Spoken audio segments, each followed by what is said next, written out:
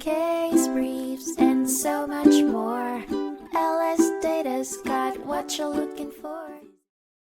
The McHuron v. Grand Teton Lodge Company case heard in 1995 in the Supreme Court of Wyoming revolved around the enforcement of certain restrictions set by a development company to improve the appearance and value of a subdivision. The key issue was whether the restrictions were reasonable and could be understood by residents of the subdivision. The McHurons, homeowners within the subdivision, sought permission from the development company to use fiberglass shingles on their roof. However, the company denied this request, claiming that fiberglass shingles would not conform to the surrounding landscape and natural beauty. Consequently, the court was asked to decide the reasonableness of the company's decision.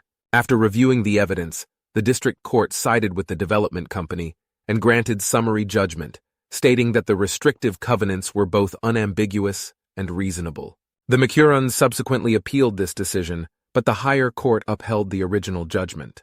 Ultimately, the court ruled that the McHurons must replace their fiberglass shingles with cedar shakes or a gravel roof. The court emphasized that the decision-making authority regarding suitable construction materials rests with the committee, not the judiciary. Case briefs, and so much more. LSData's got what you're looking for. Visit lsd.law, elevate your mind. Leave the stress of class.